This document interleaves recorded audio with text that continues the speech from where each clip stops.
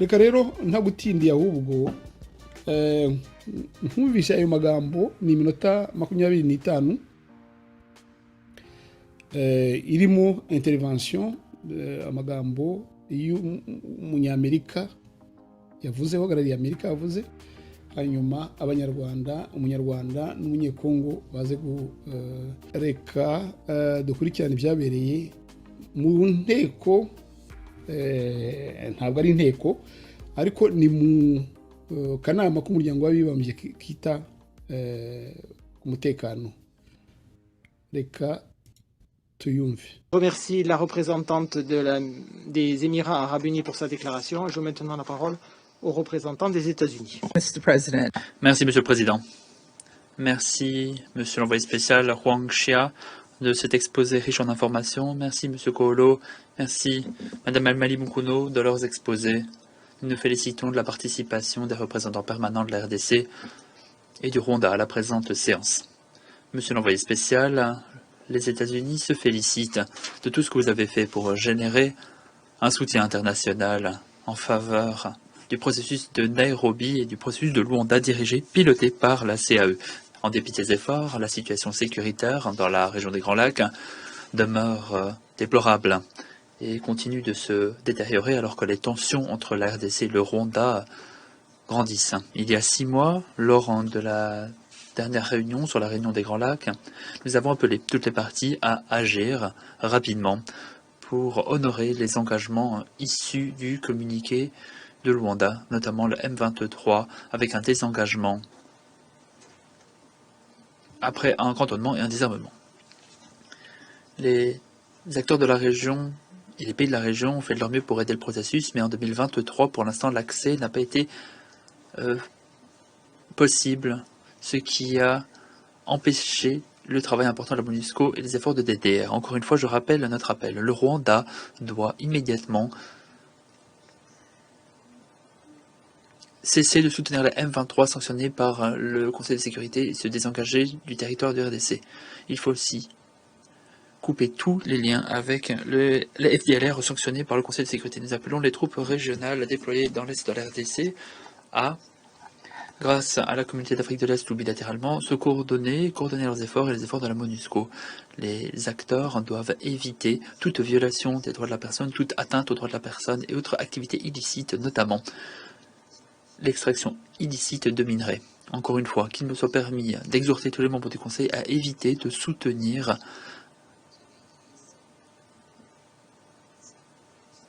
tout soutien sans garantie nécessaire, conformément aux politiques des Nations Unies, afin de préserver les droits de la personne tout en maîtrisant le contrôle. Ces garanties sont vitales si nous souhaitons nous assurer de ne pas détériorer encore davantage une situation sécuritaire difficile. Chers collègues, comme nous l'avons entendu aujourd'hui, puisque la région est très instable, la situation humanitaire se détériore rapidement, et ce, à un niveau alarmant. Les conflits se sont déplacés et ont déplacé plus de 500 000 personnes en 2023. Un grand nombre de ces personnes doivent vivre sans un accès à de l'alimentation, à de l'eau ou à des soins médicaux dans des camps qui sont surpeuplés. Des milliers de femmes et d'enfants sont en situation d'exploitation à cause de trafiquants sexuels. Et encore une fois, je remercie Madame Malimou Kono de son travail incroyable, essayant de mettre un coup de projecteur sur leurs besoins. Si on en croit le Programme alimentaire mondial, l'instabilité politique encourt à dévaster la production alimentaire et la distribution alimentaire, résultat des pénuries alimentaires systématiques. 1,5 million de personnes sont confrontées à des niveaux d'urgence d'insécurité alimentaire. C'est tout simplement inacceptable, surtout au XXIe siècle. Une crise politique créée par l'être humain s'est transformée en une crise humanitaire créée par l'être humain. Cette crise doit cesser. Chers collègues, nous devons trouver des solutions diplomatiques. Et donc, j'appelle les dirigeants de la région à maintenir un dialogue ouvert avec, surtout à l'horizon, les élections en RDC. Ces élections doivent être justes et libres pour tout le monde, notamment pour les femmes et les communautés minoritaires. Tous les Congolais, tous les civils congolais ont le droit de vivre dans la paix et de se faire entendre aux urnes. Monsieur l'envoyé spécial Huang Xia, encore une fois, nous vous remercions. Merci de vos efforts. J'espère très sincèrement que la prochaine fois que nous nous réunirons et que vous serez présents au Conseil de sécurité, nous aurons enregistré des progrès pour parvenir à davantage de paix. Nous n'avons pas de temps à perdre. Merci, Monsieur le Président. Je remercie la représentante des États-Unis de son intervention et je donne la parole au représentant du Rwanda. Merci beaucoup, Monsieur le Président. Monsieur le Président, avant toute chose, comme d'autres, qu'il me soit permis de remercier les intervenants et de remercier en particulier l'envoyé spécial sur la région des Grands Lacs, M. Huang Xia. Monsieur le Président, cette année, nous commémorons le 10e anniversaire de l'accord cadre paix, sécurité et coopération pour la RDC et la région.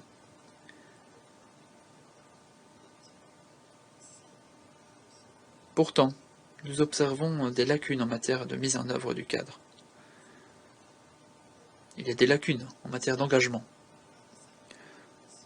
Lorsque le Rwanda a signé cet accord cadre, nous l'avons fait parce que nous étions convaincus de son bien-fondé. Et nous pensons encore et toujours que cet accord cadre est bien fondé. En outre, en plus du cadre, le Rwanda soutient pleinement et se félicite des efforts consentis au plan régional, et en particulier nous félicitons des processus de Luanda et de Nairobi qui nous permettent de prendre des mesures concrètes pour mettre fin au conflit dans l'est de la RDC. Monsieur le Président, d'un autre côté, on observe un manque de volonté politique d'un des signataires, surtout la RDC. J'en veux pour preuve le fait que Kinshasa n'arrive pas, ou plutôt refuse, de réduire la menace que représentent les groupes armés étrangers, entre autres. De plus, les accords issus de Luanda et de Nairobi n'ont pas été mis en œuvre, que ce soit dans la lettre ou dans l'esprit. Pourquoi cela? Parce que, encore une fois, la volonté politique manque à l'appel. Monsieur le Président, cet échec persistant qui empêche de prendre à bras-le-corps les causes profondes des problèmes dans l'Est RDC pérennise le conflit, et ce depuis 30 ans.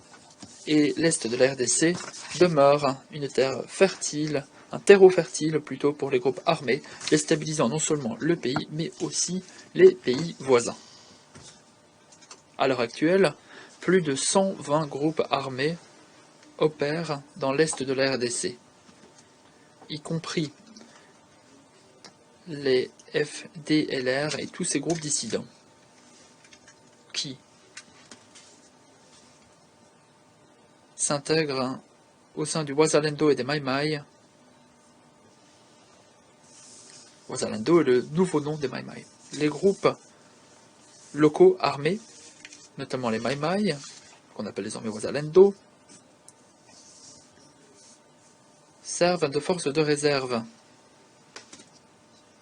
ce qui empêche l'opérationnalisation de l'accord cadre paix, sécurité et coopération, et ce qui empêche aussi d'ailleurs la mise en œuvre des feuilles de route régionales pour la paix et la sécurité dans notre région. La mise en œuvre des mécanismes de Luanda et de Nairobi, et surtout après le déploiement des forces régionales de la CAE, nous ont tout d'abord donné espoir. Espoir d'une solution pacifique. Cela dit, les hostilités récentes dans le nord Kivu, de tous ces groupes armés,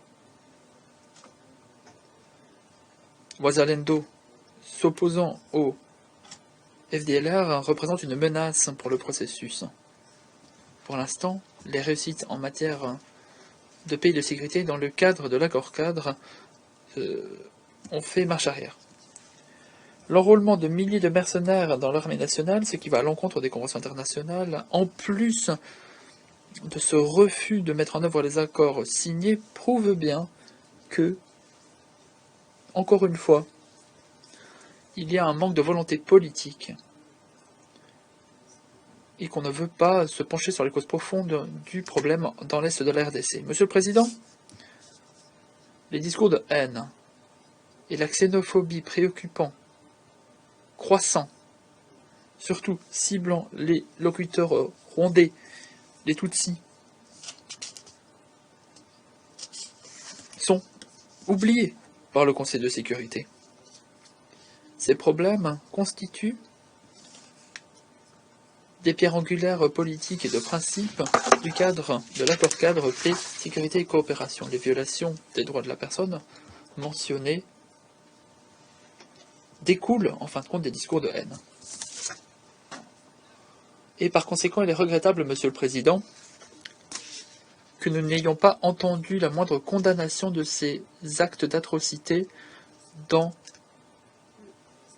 le PRST, la déclaration présidentielle adoptée hier. Nous pensons que cette attitude, que ce silence des membres du Conseil soit bien compris par la communauté internationale.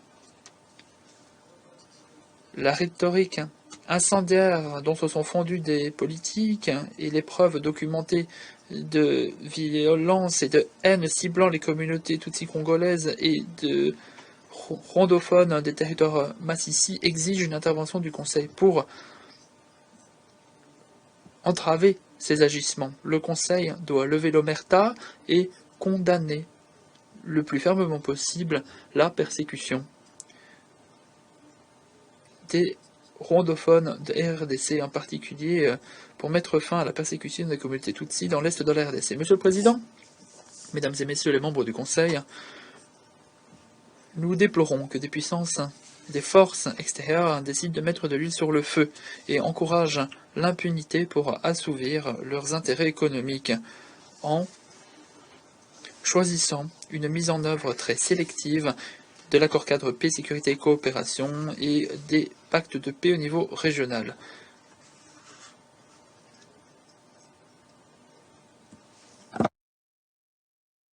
Le cantonnement ne se limite pas à un seul groupe armé. Non, tous les groupes armés, qu'ils soient locaux ou étrangers, doivent aussi être cantonnés. Monsieur le Président, la rhétorique autour de la souveraineté et de l'intégrité territoriale de la RDC, sans évoquer même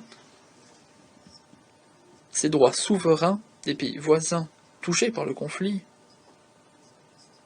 semble inopportune et alimente en fin de compte le conflit. Toutes les questions d'intégrité territoriale des pays comptent. En outre, la mise en œuvre très sélective de l'accord-cadre paix, sécurité et coopération et des pactes de paix et des mécanismes de paix régionaux doit être évitée à tout prix. Monsieur le Président, en guise de conclusion, pour enfin parvenir à une région des Grands Lacs en paix, il faut avant toute chose prendre à bras le corps les causes profondes, les sources du conflit en RDC. Le Rwanda et les autres parties prenantes demeurent très attachés à un règlement pacifique de la situation, conformément aux dispositions des mécanismes régionaux et de l'accord-cadre sur la paix pour la région. Je vous remercie. Je remercie le représentant du Rwanda de son intervention et donne la parole au représentant de la République démocratique du Congo.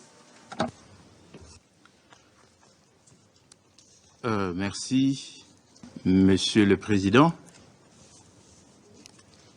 Monsieur le Président, ma délégation a déjà eu l'occasion de vous féliciter pour votre accession à la présidence du Conseil en ce mois d'octobre 2023.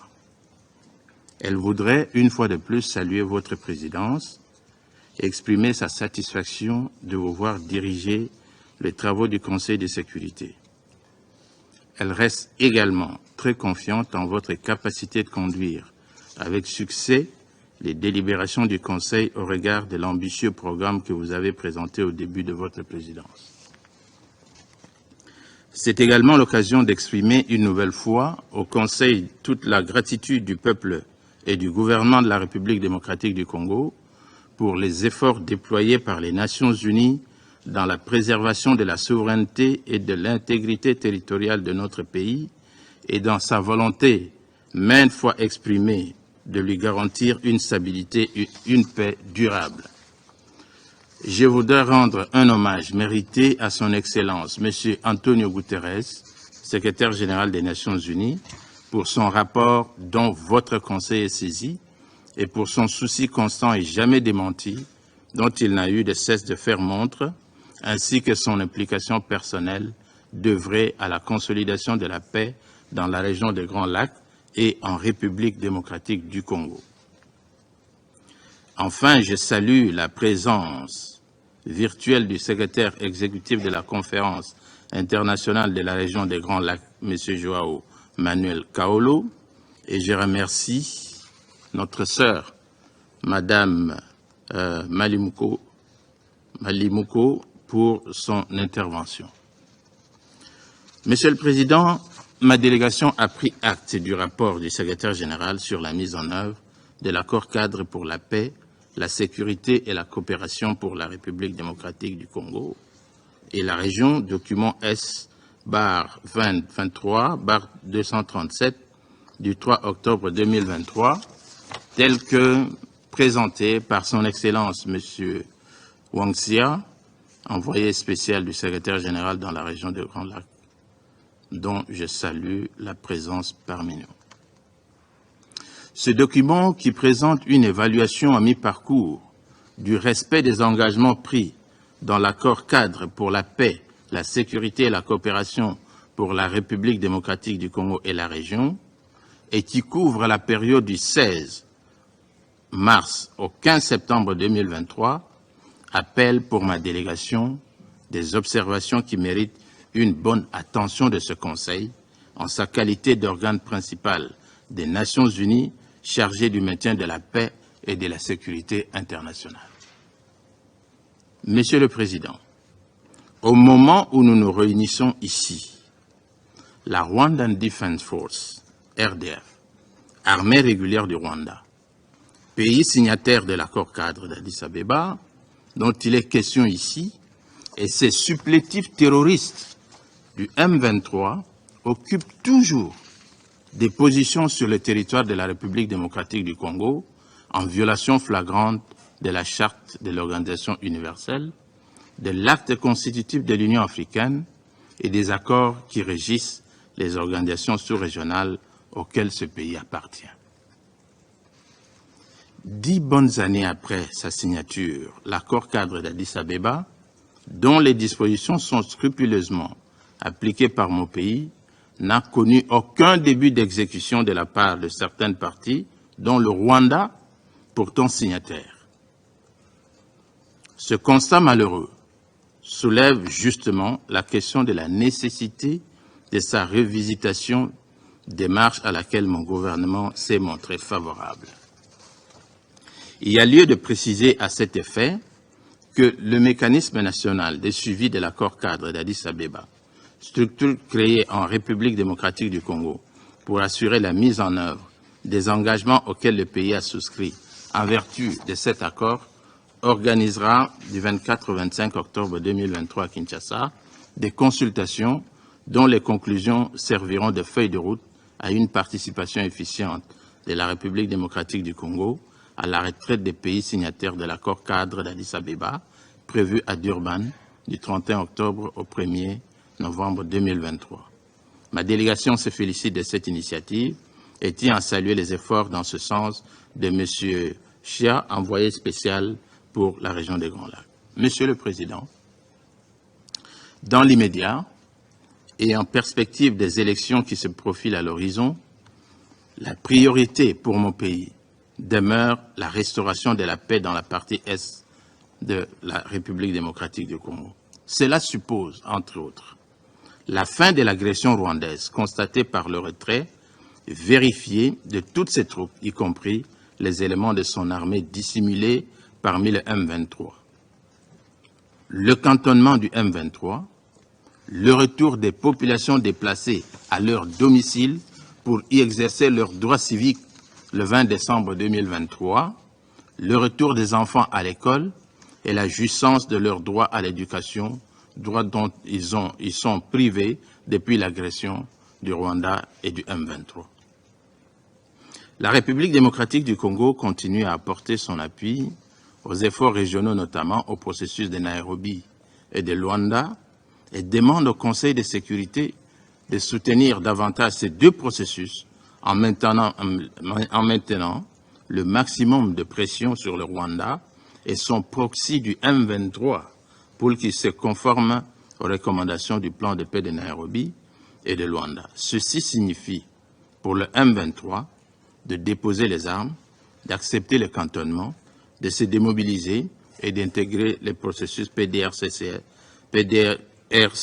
conformément aux recommandations du plan de paix de Luanda. Monsieur le Président, au paragraphe 4 et 8 du rapport sous examen, il est fait état des FDLR. Certains en ont parlé. Ce refrain ressassé à longueur de journée et dans tous les forums par le Rwanda, même s'il était vrai et avéré, ne pouvait en aucun cas servir de prétexte à l'agression d'un pays souverain au regard du droit international et des engagements internationaux et régionaux de nos États. C'est pourquoi je voudrais réitérer ici la proposition constructive de mon gouvernement lancée devant ce Conseil le 28 septembre 2023 par son Excellence le vice-premier ministre Christophe Lutundula Palapenapala des Affaires étrangères et francophonie de mon pays. Les membres du FDLR ne sont pas des citoyens congolais, que le Conseil de sécurité puisse diligenter un plan d'éradication des FDLR auquel la RDC sera heureuse de participer. Pareille démarche enlèvera à coup sûr tout prétexte à nos agresseurs qui pourtant se livrent à une guerre économique d'exploitation frauduleuse et sans gêne des ressources naturelles qu'ils ne possèdent pas et dont ils sont devenus des exportateurs mondiaux. Monsieur le Président, en ce qui concerne justement cette exploitation illégale des ressources naturelles de mon pays, mon gouvernement demande instamment au Conseil de sécurité d'appliquer des spectres de sanctions sévères contre les acteurs et entités opérant sur toute la chaîne partant de la production jusqu'aux zones de destination. Au-delà des sanctions, mon gouvernement, qui souscrit aux recommandations de l'atelier de Khartoum du 2 septembre 2021 sur les ressources naturelles dans la région des Grands Lacs, souhaite aussi participer au débat et réflexions pour la mise en place d'un processus similaire à celui de Kimberley pour gérer l'or provenant des zones de conflit. Monsieur le Président, pour clore mon propos de ce jour, je voudrais vous rassurer de l'importance que mon pays attache aux bonnes relations avec ses voisins et tous les pays de la région, comme l'a si bien démontré le chef de l'État, son Excellence Félix-Antoine Tshisekedi Tshilombo, depuis son avènement à la magistrature suprême. La RDC continuera à coopérer avec les partenaires sérieux et sincères pour l'éclosion et la prospérité de la région des Grands Lacs, notre patrimoine commun. Et si vous pouvez permettre que je puisse répondre brièvement à quelques préoccupations qui ont été soulevées ici, je voudrais, Monsieur le Président, dire que le Wazalendo, qui commence à donner des insomnies au Rwanda, n'est qu'une organisation de jeunes Congolais, patriotes, excédés par les massacres du M23, qui se sont arrangés pour repousser l'ennemi. Il ne s'agit pas d'un groupe armé dans le sens où on veut le présenter ici. On a parlé du dialogue, Monsieur le Président. Le chemin pour le dialogue a été retracé par le processus de Luanda et le processus de Nairobi. La feuille de route de Luanda est claire. Elle décrit les étapes qui nous amènent au dialogue. Et nous le savons très bien. Le cantonnement du M23 dont nous parlons, le désarmement du M23, le retour des populations déplacées dont on a décrit le degré de catastrophe humanitaire ici, c'est là la voie pour que le dialogue puisse reprendre avec le Rwanda. Et le processus de Nairobi, dont il est question ici. J'ai été l'un des délégués de ce processus, Monsieur le Président. Le M23 était parti de ce processus de dialogue à Nairobi. Il est sorti de la salle pour aller commencer la guerre pendant que nous discutions avec tous les autres groupes armés. Nous discutons avec nos groupes armés. Je fais une recommandation pour que le Rwanda prenne aussi le courage de discuter avec ces groupes armés, dont le FDLR. Ça sera une bonne chose pour la région. Monsieur le Président, j'ai dit et je vous remercie. Je remercie le représentant de la République démocratique du Congo pour sa déclaration. Il n'y a pas d'autres noms inscrits sur la liste des orateurs. J'invite maintenant les membres du Conseil à des consultations informelles pour continuer nos débats sur la question. Cette réunion est levée. Mutima za radiyo urumuri kubumva ururimi rw'igifaransa umaze kwiyumvira iteramakofi ryabaye nyine nako ryabaye n'ubu ngubu ndavuga ko inama yari ikirimo mfungura ibyuma mubabarire nkuze gukoresha ibintu by'amashusho iyo uvuze iteramakofi ushobora kuvuga gukoresha ijambo guhangana, ushobora gukoresha ijambo guterana amagambo, bon, okay. Gusa jewe kubera hari umwuga w'ubwarimu muze gukoresha ibimenyetso bita umuntu ajye bijya mu mutwe w'umuntu, ntabwo biri kure y'iterana amakofi ibyo ari byo byose. Ariko kandi Ambasaderi Ndagijimana Jean Marie Vianney ntarasobanurira abatumva ikirimi cy'urufaransa muri make ibyo buri wese avuze, ndabeza kubivuga mu nteruro nke. Umuntu yavuga ati birasa n'iby'ubushize, bigasa n'ibindi by'ubushize. Urebye ndibaza niba batazagera bakarambirwa biriya bintu by'u Rwanda ruvuga. Ambasaderi Ndagijimana Jean Marie Vianney.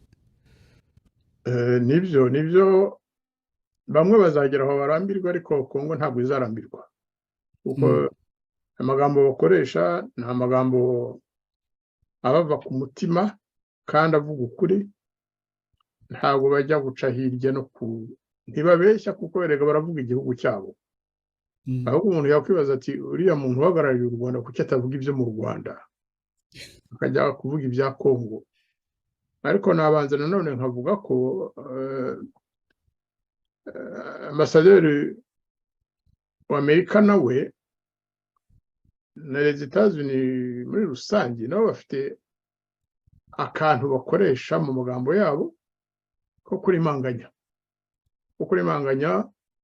Nka buriya sinumva madame ambasaderi w'Amerika, représentante permanente muri Nations Unies,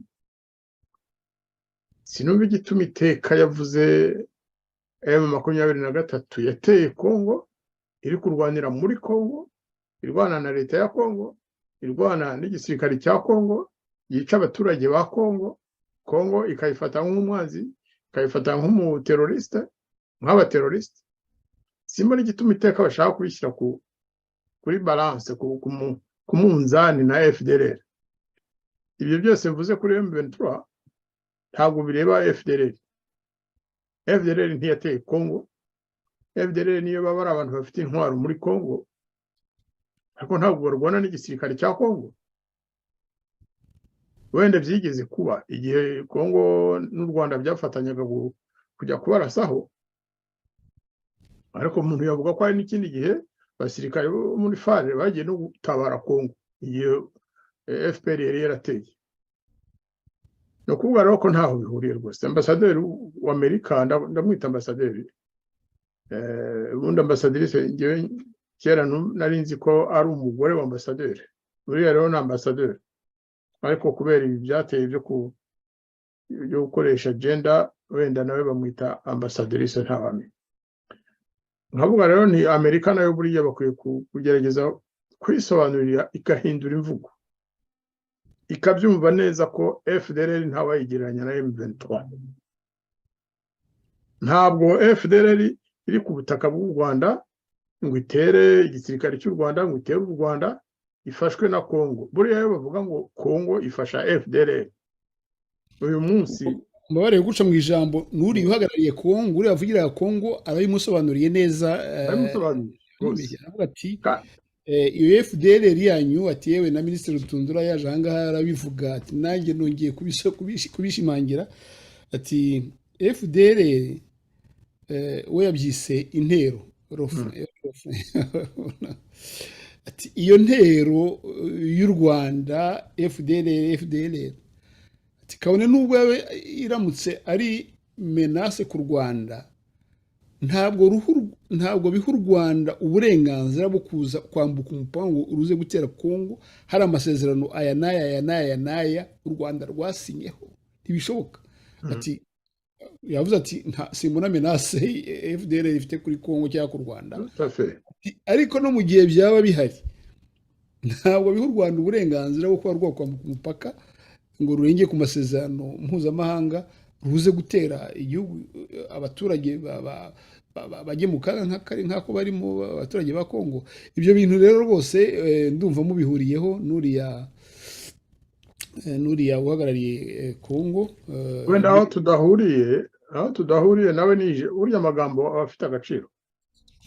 Niba uzi ijambo ni ukuba ko uba wemera ko rishobora gukoreshwa cyangwa gushyirwa mu bikorwa.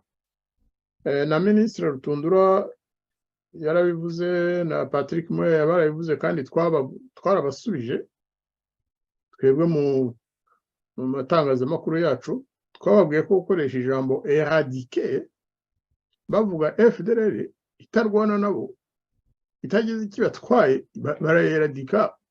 Éradiquer ni nkuko ufata imiti ukajya kuyitera ahantu hari tsetse kugira ngo uyirindure mbese ive mu nzira kwica udukoko ntabwo babikoresha éradiquer. Yewe nababwiye rwose ko ubwanjye bari bakwiye ko abanyekongo bazi igifaransa, abanyekongo bazi diplomasi, bazi no kuvuga neza, ariko hari aho bagera wenda n'uburyo bwo kugira ngo babere ku Rwanda ko babishaka koko, ariko bari bakwiye nko kuvuga bati muzaze turebe ukuntu ikibazo cya FDLR tukirangiza. Ariko kuvuga ngo éradiquer abantu b'impunzi niyo baba bafite intwaro batarasa kuri Kongo, batarasa iryo jambo éradiquer ngewe nzakomeza kurikritika. Yewe na Perezida Tshisekedi nawe ubwo butumwa buzamugeraho ko iryo jambo bagomba kurihagarika. Ntabwo abantu bacu ari udusimba. FDLR n'abanyarwanda bahungiye muri Kongo bashaka dutwaro duto kugira ngo birwaneho kuko bakomeje kujya baterwa n'ingabo za Kabila Joseph na Kagame. Kuvuga rero ngo bagombaga gutereka agatuza bakazana ijosi bakarica bakareka bakababombarda. Abo bishe barahagije, abo bishe muri FDLR abishwe muri FDLR barahagije. Noneho kuvuga ngo éradiquer icyo nacyo ni critique ngewe mbaye kuri kiza kuri Kongo. Iryo jambo bagomba kuryibagira. Niyo byaba ari ugushaka gushimisha abo hakurya ku mayeri nabo batangiye kwiga gukoresha ubwenge. Ariko rero iryo jambo rwose bazarireka kandi nta kundi byagenda tuzabibabwira. Nabyo ntacyo abanyarwanda tuzabigisha bari abantu twabigishije. None se ko ariyo exportation dufite yonyine, burya ko ifite amabuye y'agaciro, ifite ibintu byose, ifite amazi, ifite umuriro. U Rwanda rero nta kindi rufite rwo ku export uretse ibinyoma n'intambara z'urudaca. Nicyo ba exporta muri Kongo cyonyine nta kindi. Ariko Ambasaderi Jean Marie Vianney Ndagijimana, kugira ngo tutagarukira gusa kuri ako kantu Leta Zunze Ubumwe za Amerika bahuha, ndagira kamwe ngo mvuge ko uriya uhagarariye Amerika yavuze u Rwanda mu mazina, mu izina ryabo haba ati u Rwanda, akoresha ijambo mu gifaransa ngo se désengager. U Rwanda rugomba se désengager kuko ruri engagé. Ndumva iryo jambo yarivuze numva kameme afite ahantu arukoze. Ati oya nibyo, u Rwanda rugomba kuva muri Kongo. Ni ukuvuga ngo usibye ko atari ubwa mbere babivuze, amerika yabivuze, hari n'amadekararasiyo bakoze. Ariko n'ubu kubona bakibivuga ni ukugira ngo ni ugukomeza ivi ku Rwanda yes ni ukubafata ku gakanu bati kugira ngo rutazibagirwa ko ntiruzibagirwe ko rukiri muri Kongo. Ni ukuvuga ngo rwabaye muri Kongo kandi ruracyari muri Kongo, amerika irabizi, ntirubyibagirwe. Icyo kintu numvise gikomeye.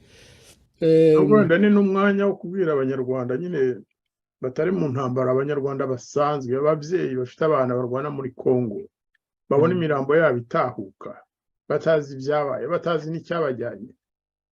Ni igihe cyo kubwira n'abanyarwanda tuti mujye mwumva iby'amahanga abwira leta ya Paul Kagame, ntibagakomeze kubabeshya ngo bafite inshuti, ngo bafite ibiki n'ibiki. Abanyarwanda bamenye ko u Rwanda rufashwe ku gakanu, nk'uko muvandimwe Simpunga bivuze. Uriya mubyeyi w'umunyamerikakazi ni umuntu uzi u Rwanda cyane, kuko no muri 1994 yarahaciye, azi ibintu byo mu Rwanda cyane, dosiye y'u Rwanda arayizi. Amagambo rero akoresha agira ngo umwe ahe buri muntu ka kado n'undi amuha kandi, ariko burya none se buriya u Rwanda yaruhaye kado yihe? Uretse kubabwira nyine ati nimuve aho hantu mwagiye gusahura, mwagiye kwica abanyekongo, ibindi tuzabyiga, Kongo izabyiga, FDLR nayo twemeye ko, kuko niba mukeka ko ari ikibazo natwe turabyemeye, ariko Kongo nayo ntiyabyanze. Kongo yaravuze iti muzaze tubiganireho tukirangize, ariko mwebwe nimuve muri Kongo kuko ari mwe mufasha M23. Icyo kintu kigomba abanyarwanda bakabimenya, bakareba ko rwose uriya musore ngiye buriya arambabaza, uriya uhagarariye u Rwanda mu mwanya wa Gatete, numva mubabariye cyane, kuko iriya mirimo twarayikoze yo kujya kuvugira igihugu kibeshya, ukajya hari ukabeshya nawe, biragora cyane. Ukava washengutse ubona abantu bose bakureba nk'ikive hejuru kibeshyanye. Kandi rero amashusho abafatwa azabikwa. Ubu ngubu byari live. Tekereza rero kubona avuga ati isi yose irimo kundeba, ndimo kurya iminwa. Hari na kiriya kintu rwose kubona u Rwanda rufata ijambo. Yego dosiye yari yo muri Kongo, kuko kwiga ikibazo cy'u Rwanda na Kongo, ariko rero kujya kwikorera ibibazo bya Kongo byose ugashaka kuba ari wowe ubibonera umuti, aho ugeze hose abanyekongo bakabwira ati uwo si umuti, ni uburozi uri gushaka kuduha, ntabwo tubyemeye. Ese turagaruka ku biriya bintu byo ari kuvuga uriya munyarwanda mu kanya, ariko tukiri kuri uriya mudamu wari uhagarariye leta zunze ubumwe za Amerika, hari ikindi yavuze, sinzi mwenda muri diplomasi agaciro muha ikintu nk'icyo, avuga ati amatora, avuga muti amatora, gushakira kiriya kibazo umuti, hari nk'urukuta tudashobora kurenga, hari amatora ategerejwe ati, kandi buri muturage, amagambo yashimangiye ati buri muturage w'umusivili wese uri muri kiriya gihugu agomba kuzagira uburenganzira bwo gutora, agatorera iwe, n'abana be bakiga. Arangije mu gifaransa aravuga ngo nous n'avons plus de temps. Aravuga ati murumva ko nta gihe tugifite cyo guta. Ibyo bintu bivuzwe n'umuntu nkuriya, sinzi agaciro muri diplomasi abantu bashobora kubiha n'abari bihugu bindi biri hariya, n'abari gushyira mu bikorwa ariya amasezerano yose. Ndashaka kuvuga nka ziriya ngabo za East African Community, ndashaka kuvuga nka ba Perezida Lorenzo, ba Uhuru Kenyatta. Yumvise Amerika ivuga iti ntabwo tugifite igihe cyo guta, kuko dufite ahantu hadutegereje tugomba kuba twageze. Ndibaza ko ariya magambo nayo afite agaciro gakomeye. agaciro gakomeye kandi karemereye kuko ni ukubabwira bati dushyigikiye processus y'amatora muri Congo mu by'ukuri ni ukubabwira ko u Rwanda ruri kuvangira Congo kugira ngo wice amatora. Kwica itora ni icyaha gikomeye cyane. Ikindi ni uko bijyanye n'ibirego bakora kuri nako kuri Wazalendo. Babonye ko umunyamerikakazi yabaye nk'uvuga ati yego yavuze mbere ariko icyo ashaka kuvuga ntabwo yigeze avuga ngo Wazalendo babanyonge cyangwa iki n'abanyekongo rega uvuze Wazalendo uhagarariye Kongo yageze haraza birangiza uhagarariye u Rwanda iminwa yaryaga ageze kuri Wazalendo wabonye uri uhagarariye Kongo ko none aha ngaha ati mbere yo gusoza mureke mbanze tubanze twibaza akantu. Wazalendo si umutwe bitwaje intwaro muri sansi negatifu y'imitwe negatifu yitwaje intwaro yahungabanyaga abaturage ba Kongo. Wazalendo ntabwo barebwa n'amasezerano ya Nairobi. Birabareba ariko rero ntabwo bireba u Rwanda. Ntabwo bireba u Rwanda rwose. Simbona igituma u Rwanda rugomba kwivanga muri gestion y'imitwe iri muri Congo nk'uko umuhagarariye Congo yabivuze. Bari abantu abenshi muri bo bari Nairobi, delegation y'u Rwanda yari hari, delegation ya Congo yari hari, mediateur yari ahari. Sinumva ari igituma u Rwanda rukomeza kubagarukaho. Bumvikanye ko abemeye guhagarika imirwano bagaba kuri FARDC ko abo ngabo ikibazo cyabo kirangiye ko bazafatanya n'ingabo za Kongo nyine. Uhagarariye Kongo yabivuze ngo mu magambo yakoresha ngo Wazalendo ngo babuze u Rwanda gusinzira. Ariko se sibyo. Wazalendo na FDLR babuza u Rwanda gusinzira rwose. Yewe na Kagame ntiyabihakana nawe ntasinzira kubera Wazalendo cyane cyane muri iki gihe nyine urabizi burya nuko bitavugwa cyane cyangwa ngo mu Rwanda babigaragaze ariko impfu ni nyinshi cyane. Abasirikare b'u Rwanda barapfa buri munsi. Noneho akavuga ati bo bemeye kuza kugira ngo ikibazo cyabo tukirangize bavuye i Nairobi babyemeye twumvikanye. Abataremeye bagasohoka bakigendera. Nemo 23 n'abanyamurenge igice kimwe nabo baragiye bavuga bati ntabwo twe tubyemeye tugiye gukomeza intambara ahubwo bati tuzabavanaho rwose vuba ngaha M23. Uriya rero akabaje noneho kuvugira abo ngabo banze kujya mu nama yo kwiyunga n'igihugu biti cyabo.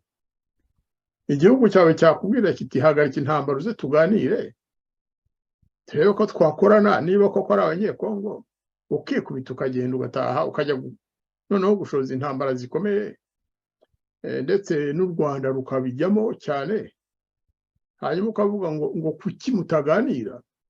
Bavuye na Nairobi kubera ko banze kuganira na leta kandi na Rwanda na Nairobi ntabwo uriya munyarwanda mwene wacu abivuga siko bimeze. Baravuze bati nibabanze kuko nibo bateye nibo bari kurwana n'ingabo za Kongo nibagende babashyira ahantu muri cantonnement.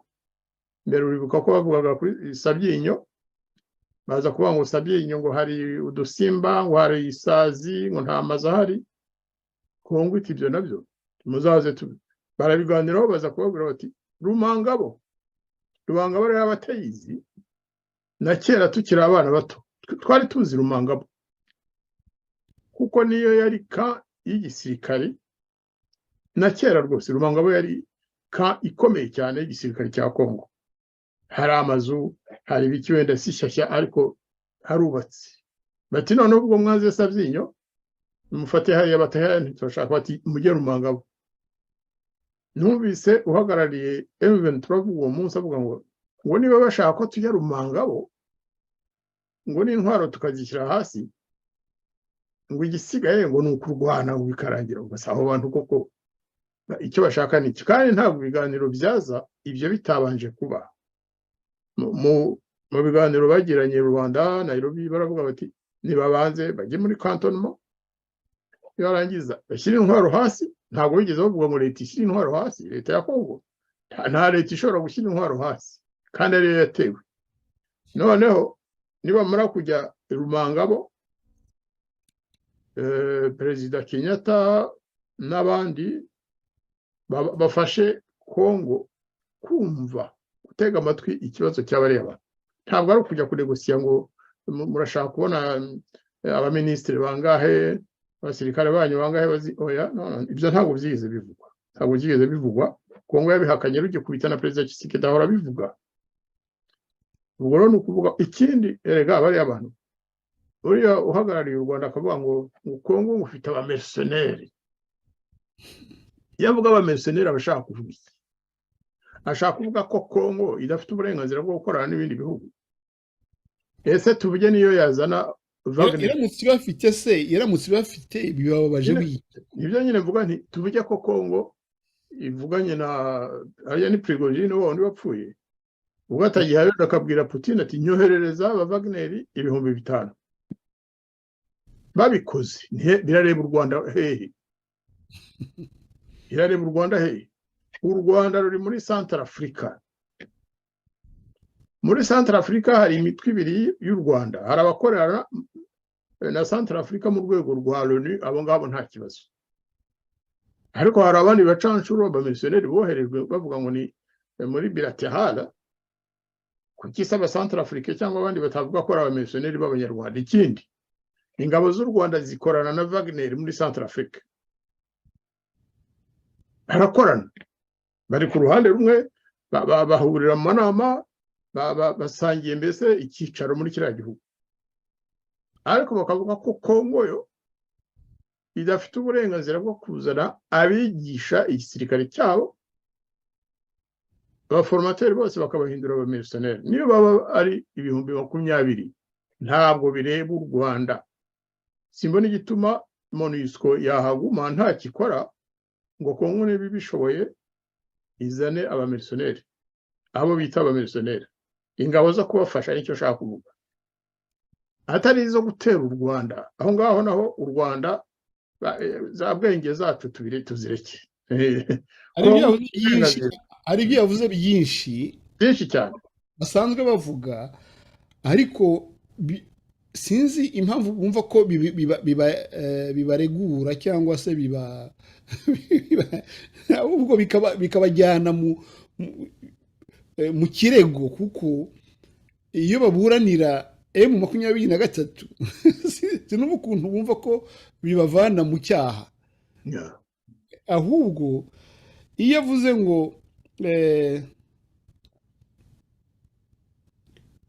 Kongo ngo yanga kurangiza ikibazo cy'imitwe yitwaje intwaro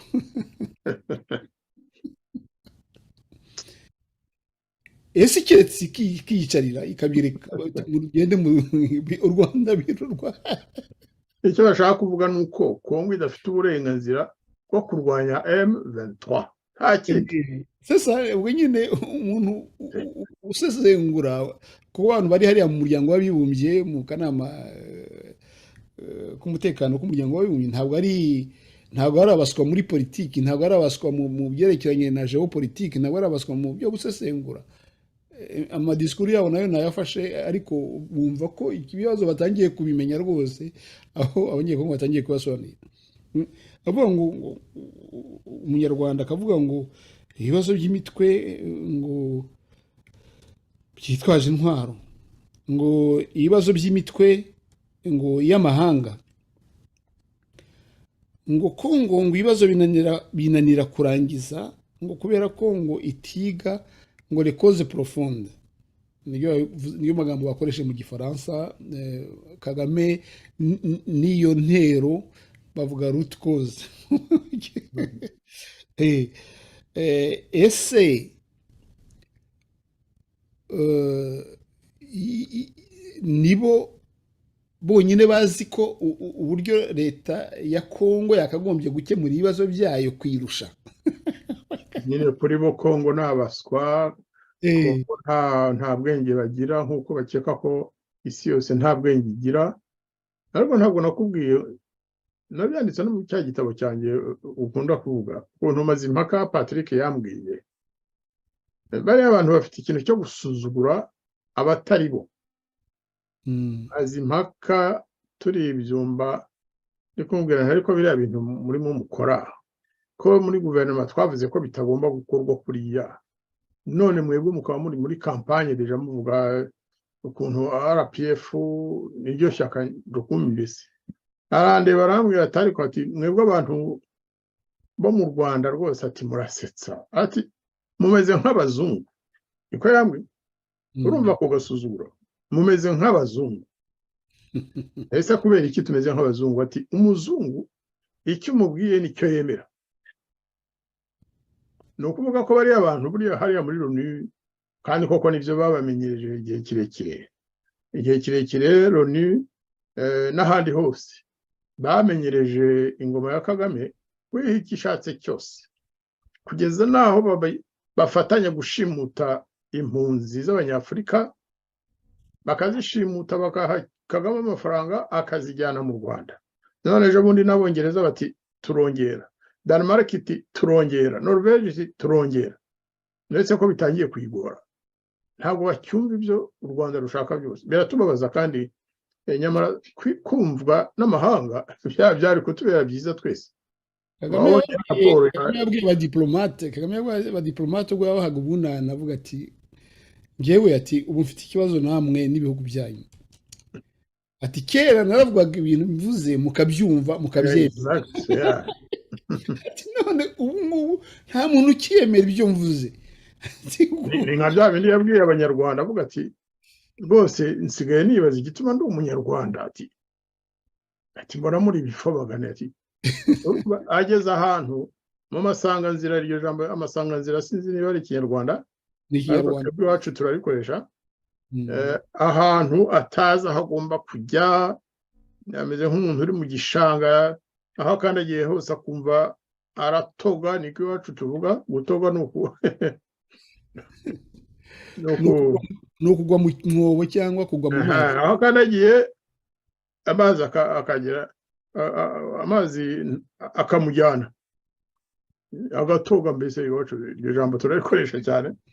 Ni ukuvuga ko Kagame rwose ntabwo ari ukwishimira ibibazo afite, ariko kandi no kwishima ntabwo byaba ari bibi, kuko arakabya yica abantu cyane. Kagame arica Abanyekongo. Kagame yamaze abana b'Abanyarwanda. Simvuze ibyo mu Burundi murabizi, ubu ngubu noneho badutse ibyo kuvuga ngo ariko uriya mugabo ntabwo yabivuze noneho ko ingabo z'u Burundi muri Kongo zifasha FDLR, zifasha abazalendo n'ibiki. Biriya bintu u Rwanda rurabishakamo iki ko atari ibyo? Niyo navugaga nti hari ibyo bavuga sinzi, nyamara uko wavuze uti bareba abandi bantu bakabita injiji. Ibyo bavuga ahubwo hari igihe usanga aribo bigira injiji mu maso y'abandi, kuko iyo bavuga ibintu nka biriya bakira yuko ngo isi ibyemera, ubwo sinjije abarindi abari abanze kubyemera cyangwa injiji nuba yabivuze. Kuko uriya muntu wari uhagarariye u Rwanda yavuze ngo ibihugu bikomeye, ndibaza ko bavugaga Amerika, ibihugu by'Uburayi n'iki, mu bihugu bikomeye ngo buri gihe ngo bisigaye bijya ku ruhande rwa Kongo. Si ibyo perezida yavuze se abwira Kagame ikinyamakuru niba ari Somaforo harya cyangwa ni Semaforo? Semaforo. Yawe niko yavuze ngo rwose ntabwo numva ukuntu ngo kera ngo twaravugaga rikijyana, ngo none Abanyamerika ngo basigaye bareba zahabu na kotani, za mine ngo nizo bareba, ngo barera z'u Rwanda ntibakizirebe. None se niba nta barera mu gifite bazazireba ku rundi ruhande, ahubwo no kuvuga ruti kiriya gihugu cyarengeje urugero. Ntabwo ari Abanyamerika bafite amakosa, si Union Européenne ifite amakosa, ni mwebwe. Naho biriya byo kuvuga ngo hari ijambo uriya mudamu yakoresheje nyine asa n'uvuga ati ire minuit moins 5 yabwiraga uhagarariye u Rwanda ko u Rwanda rusigaje iminota mike saa sita z'ijoro zikagera. Kandi twese tuzi icyo bishaka kuvuga koko ni nko kubona erega kuburira inshuti kuko Amerika ntabwo ari abanzi b'u Rwanda. Amerika zarwaje u Rwanda cyane, u Rwanda rwa FPR kuva na mbere batarafata ubutegetsi mu Rwanda. Abanyamerika barabarwaye. Ntabwo turi abanzi barwo, iyo turi byose tuba tubagira inama kugira ngo barebe uburyo bagaruka mu nzira igororotse. Nta muntu uwanga u Rwanda wakwanga u Rwanda se kubera iki? Umuntu yanga ibikorwa bye baruyoboye, ibikorwa bye baruyoboye rero nibyo bariya nabo bavuga hariya muri kariya kanama bati musigeho muve muri Kongo mureke gushyigikira ku buryo ubu n'ubu M23. Ntabwo uhagarariye Kongo ati ntabwo twebwe twakurikije ku kadomo amabwiriza yose atureba, haba ari muri iri ziriya za koru de paix de sécurité de coopération za Addis Abeba, twebwe twazikurikije ku murongo. Ibya Rwanda twabikurikije ku murongo, ibya Nairobi ni ibintu biri gukorwa. Mumbwire twebwe icyo mudusaba. Yabivuze ntegereza nari mfite wenda nawe buriya certainement ko wari ubitegereje, byavuzwe n'uriya wo mu Rwanda wenyine, ariko mbona abandi basa n'abamuseka ngo imvugo z'urwango ngwanga abatutsi. Yewe n'uyu wa Kongo wahagarariye Kongo ntacyo yiriwe bivugaho. Ni ibintu byataye agaciro, ni ibintu byataye agaciro. Sinzi n'ukuntu mu Rwanda bongera bakabizana mu mvugo. Batabizanye se bazana iki koko? Mubandi mwarabizi kuko batabizanye bazana iki? Niyo umuntu akunda kuvuga ari matatu, ukunda gukoresha ijambo iturufu. Ni ukuri Abanyarwanda n'Abanyekongo bo mu bwoko bw'Abatutsi kuko tukaye tubica ku ruhande. Nabivuganye n'umuntu w'umunyamurenge arambwira ati twaratinze, ati twari dukwiye guhaguruka tugasakuza tukabwira Kagame ko enough is enough, kuko yaratwicishije. Twaramufashije ntacyo yatwunguye, twaramufashije asahura imitungo ya Kongo ajya kubaka amazu muri Kigali. N'Abanyamurenge babyivugira kuko bari no mu gisirikare cye. Ati none arashaka ko tumufasha no kurimbura ubwoko.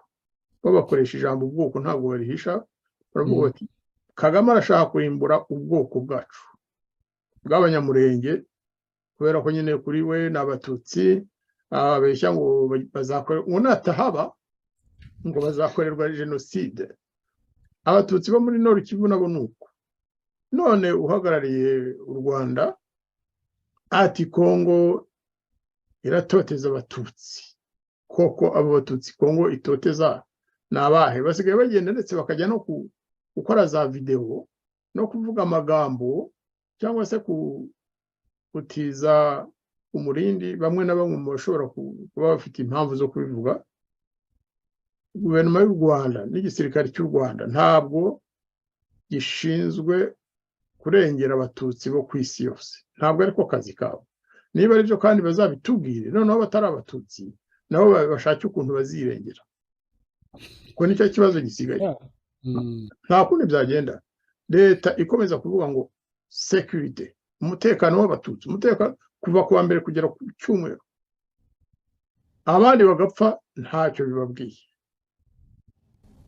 Abanyarwanda batari Abatutsi nabo bazageraho bavuga batari ko se twebwe tubaye abandi. Kuki atavuga ati n'Abatwa ejo bundi barishwe aha naha cyangwa Abahutu? Ubwo Abanyekongo biyumva mu Buhutu bazambuka mu Rwanda bati twebwe tuje kurengera abahutu bene wacu bari mu Rwanda azabigenza ati ariko burya yavuga kurengera abatutsi bawe bari iwacu nawe tuje kurengera abahutu bari bari mu Rwanda. biriya bigaragaza nyine ko bafite ivanguramoko.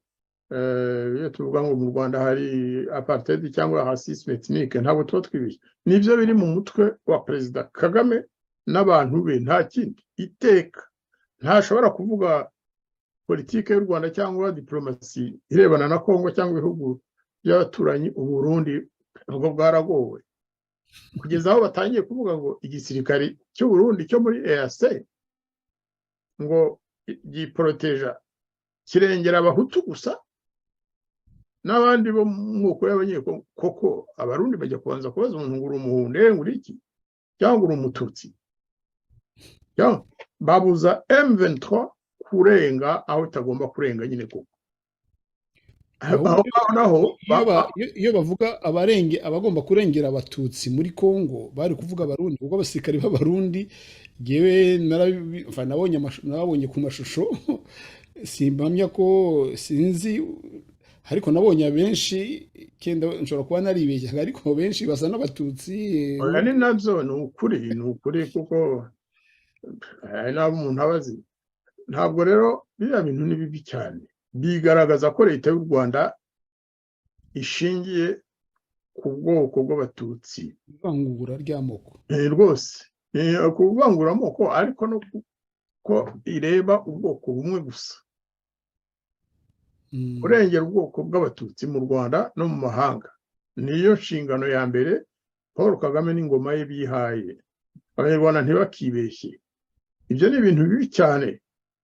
Ntushobora kubaka igihugu, ntushobora kubaka ejo hazaza h'u Rwanda ubishingiye ku bwoko bumwe gusa, ku 10 cyangwa 15% by'abanyarwanda, hanyuma ngo ugire uririmba ngo ndi umunyarwanda ndi umunyarwanda ndi umunyarwanda. Ntabwo uri umunyarwanda, vuga uwo uri we, uvuge n'abo uvugira gusa. Kandi iyo tubivuze ntacyo tuba ahubwo tuba dushaka kubwira abatutsi tuti batutsi bene mama cyangwa bene data, biterwa n'aho uhagaze, nimureke iriya ngoma tuyivaneho. Iritwaza ubwoko bumwe ikicisha abatutsi buri munsi. Ubu yarabyubatse, barateganya noneho no kujya gufasha ngo twirwaneho y'abanyamurenge na Red Tabara yamaze abanyamurenge, bashaka kujya kuyifasha noneho kurangiza koko icyo abanyamurenge bita jenoside bakorerwa na Red Tabara na FPR.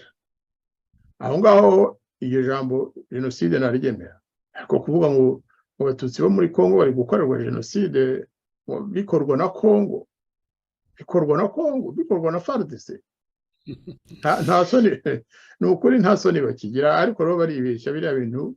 Umutumirwa wacu mu rurimi rw'igifaransa ndabona nta ka message ntaki, kandi afite link nabwe nti ahita kandaho nagera hano tumubone. Buriya ngo agahanga umugenzi kabi yagiye ntawe uzi.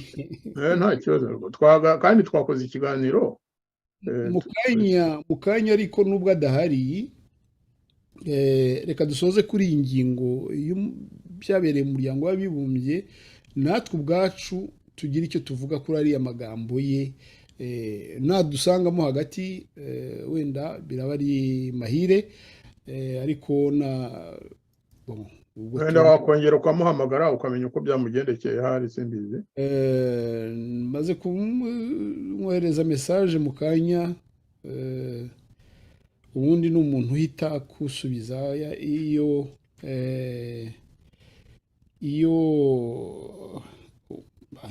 ni umuzungu nyine.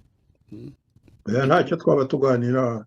Reka tutangire kuri iriya ngingo mu kanya mu gifaransa, ariko ndagira ngo dusoreza kuri iyi Ambasaderi Jean Marie Vianney Ndagijimana, ndagira ngo dusoreze kuri aya magambo n'uriya muvugizi wa Kongo yasorejeho, amagambo akomeye.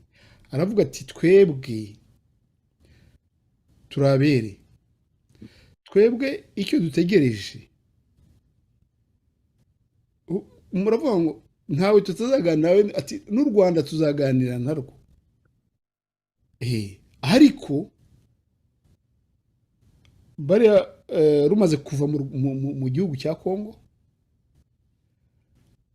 izi ngabo za M23 zimaze kwamburwa intwaro, abaturage basubiye mu byabo, yewe M23 nishaka nayo ikaza tukaganira i Nairobi kimwe naho tuzaba turi kuganira n'abandi, ati ibyo ati niyo nzira yavuze, ati niyo nzira yaciwe n'amasezerano ya Rwanda, ati ntabwo twigeze tuyanyura ku ruhande ati n'ubu niyo twebwe dukurikiza, ati ibyo u Rwanda ntirubidushoborera namwe ni mu bidushoborera, muzadusabe tuganire n'uwo ari wese, n'u Rwanda tuzaganira narwo umva rero ni ibintu ugeze kubivuga neza, uti bo biraborohera kuko bavuga ukuri, bavuga ibintu biriho, bavuga ibintu byumvikanyweho, naho u Rwanda rujya kupfundikanya kurementanya mu mugani wa bene wacu b'Abarundi. Nicyo en fait biragaragara ko impamvu usubiye muri aya magambo, biragaragara ko muri Kongo nta kintu na kimwe bo bishinja, nta kintu na kimwe bishinja. Ubwo rero hariya muri uriya muryango w'abibumbye ndibaza ko bo bafite byinshi byo kwishinja, ni nabyo uriya uhagarariye Amerika yavuze. No, nibakore ibyo bagomba gukora, noneho Kongo barebe ko ibyo bayisaba byose itabikora. hari akantu nakongeraho wenda niba utari kukavuga, iyo uriya madamu Jennifer yitwa nde, izina ryo nkunda kuryibagirwa, uhagarariye Amerika ni ntacyo tuzaba turyibuka, ariko yavuze ku matora, yavuze ko amatora ari ngombwa kandi ko agomba gukorerwa igihe. Byanshimishije kuko ejo bundi uhagarariye ishyaka ry'abawazalendo iriya rya niba ari CVP, umwe mu bajenerali bo muri wazalendo yaravuze ati twafashe Bwiza, ati kandi turakomeza, ati kuko uretse no gushaka gutsinda intambara, ati ariko tugamije no kwiha uburenganzira bwacu nk'abaturage ba Kongo,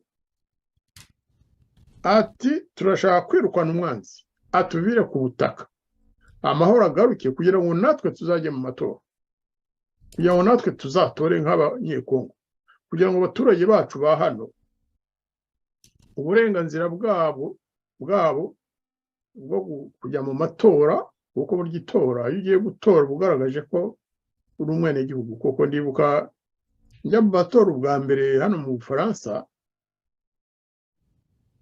numvaga nishimye ndetse nagiye kuri aho nyine hari abatorera, hari abajournaliste b'Abafaransa bahoreya nyine baramfotora, barambaza bati urumva umeze ute kuba waje mu matora kandi tuzi amateka yawe.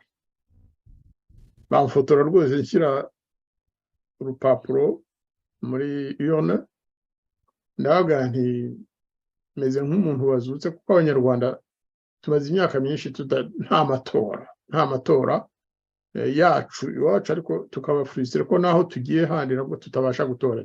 Ndavuga nti umuntu rero wese uzi amatora icyo ari cyo, ukunda demokarasi, ukunda uburenganzira bwa muntu, uzi neza ko amatora ari azazana ahazaza ejo nta politike y'igihugu, bariya bazalendo umuntu yabaha amanota rwose, yabaha amanota menshi, kuko ntabwo bashishikajwe gusa no kurasa ngo wenda ejo bazabona amagarade arenzeho, barashaka no kubanza kuba abaturage ba Kongo babigaragaze ko, ndetse yarangije ashyigikira Perezida Tshisekedi avuga ati kuba yarazanye amatora, kuba yaradufashije no kwemera ko twirwanaho ubwabyo ni ikintu gikomeye. Ikintu gikomeye nicyo gituma uriya mudamu we yavugiye ngo amatora numvise afite aho ahuriye n'abazarendo. Ntabwo ari we ubakoresha, ariko ku byerekeye iyo ngingo ahuje nabo yuko amatora ari ngombwa. Baravuga bati tuzatsinda M23 n'u Rwanda baje kudutera ingabo za FPR, tubashe kujya mu matora, kuko bo nta demokarasi mu Rwanda nta demokarasi bagira, nta matora abayo, twebwe turayakeneye. Nyamara uriya mudamu uhagarariye Amerika muri Nations Unies yitwa Linda Greenfield, yes. Ni yavuze ibintu ku buryo butomoye, kuko yavuze ukuri ntawe ushobora kujya ku ruhande. Avuga ati twebwe dufite muri Congo, uretse basaba Tshisekedi biriya bibazo batabirangije, basaba Tshisekedi gukoresha amatora muri uriya mwuka, muri ariya masasu, abantu bari mu makambi. Yashyize mu kuri, avuga ko umupira uri mu gice cy'abantu biyemeje gufasha Tshisekedi.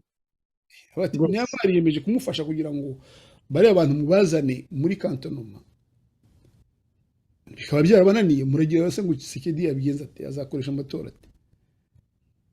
Ngira ngo yashyize ivi rikomeye cyane kuri bariya bantu ntabwo aribo babyigize, ariko batanze icyizere yuko ikibazo cya Congo bagiye kugikemura. East African Community iyo rwose yahatereye ibaba, sinzi ko izonongera kurota. Barashutswe, umuntu yababwira ko bashutswe, nabo bashatse gukoresha ubwenge buba buke. U Rwanda rwarabashutse. Ubwenge bw'umunyarwanda muri ubwenge ntabwo ari kimwe, bo nta bwenge bazi ubwenge wenda. Ariko rero hari ahantu ku byerekeye nk'uko bivuze, ikibazo cya FDLR n'icya M23, uriya munyamerikakazi yamenye ubwenge cyane.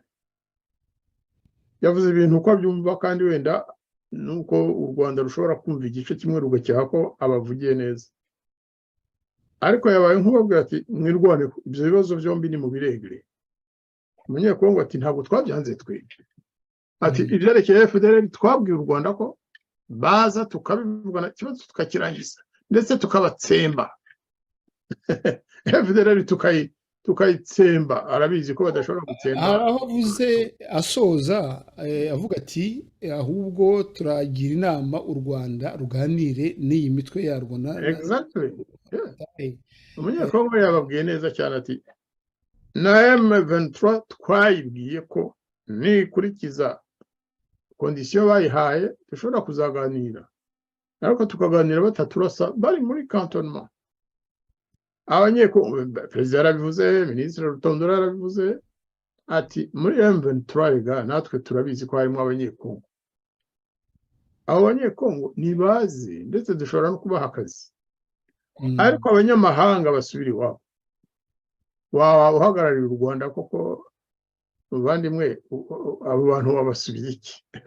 Uretse kurya iminwa ugakanja ubwanwa, noneho ugakomeza kubivuga nka robot, ukomera nka robo ikomeza gusubira mu bintu, kandi uzi ko ari demode, nk'uko Rutundura yabivuze, ni ibintu demode bitagifata.